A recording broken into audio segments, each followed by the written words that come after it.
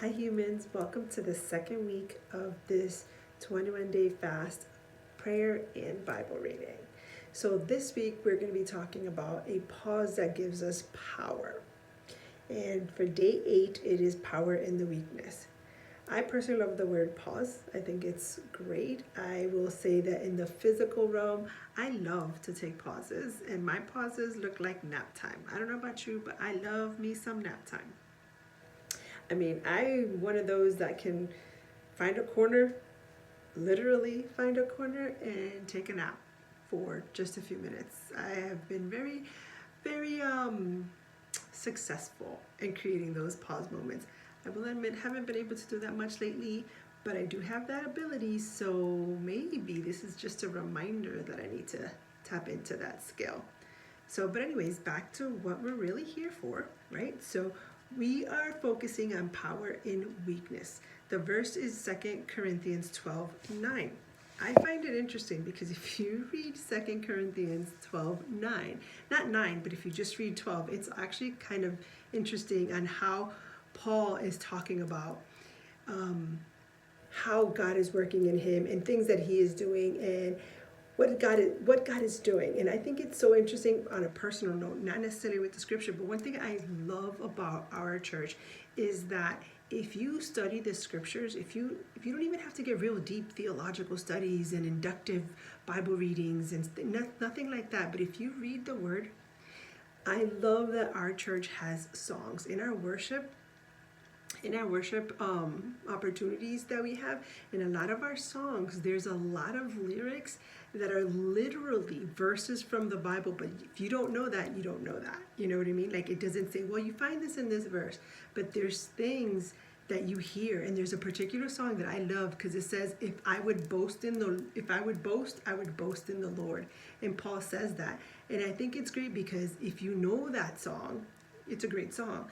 But also if you know that scripture, it's saying that Paul has the right to be boastful, but he's not going to be boastful. He has the right because he has the credibility. He has put in the work, the effort, the skill, the talent. He's put in the work. So he could literally boast, but he chooses to boast in the Lord. And I love the lyric because, again, if you don't know the scripture, you wouldn't know that line in that song is literally from a verse in the Bible. And I think that is so amazing that those little nuggets are thrown in there. And then, like I said, when you know a little bit about that and you catch it, you're just like, wow, that's amazing. And you don't even know that it was in there. But it's awesome for those of us that do know that to be able to tell everyone and to say, hey, let our worship be the word of the Lord.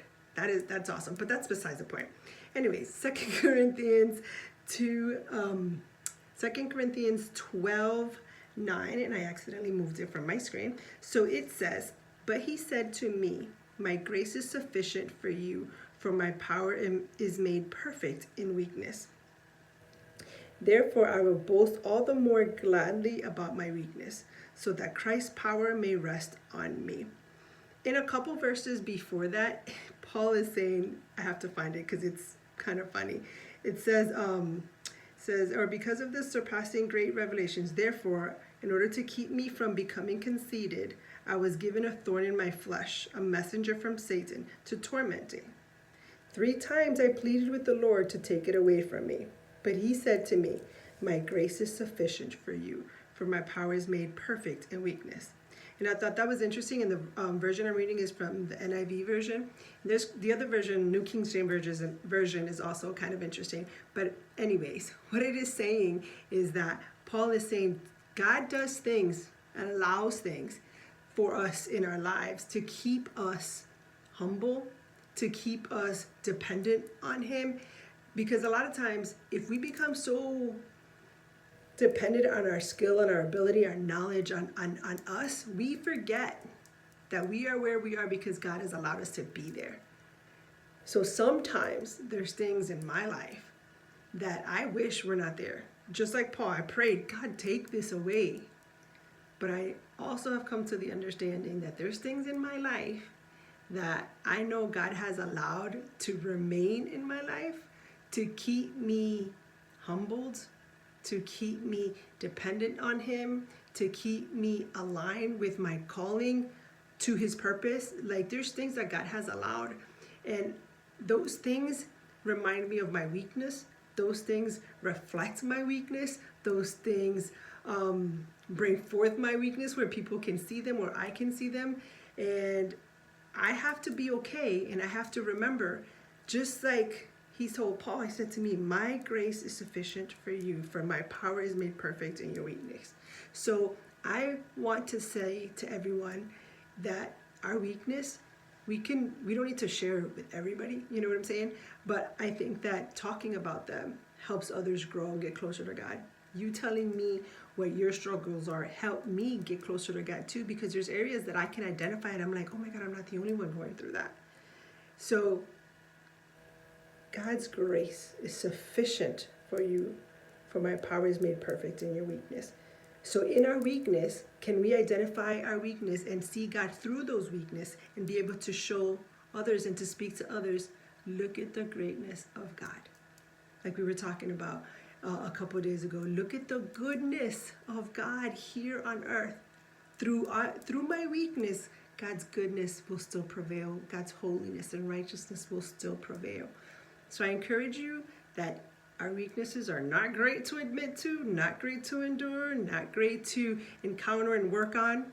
However, God's power is greater.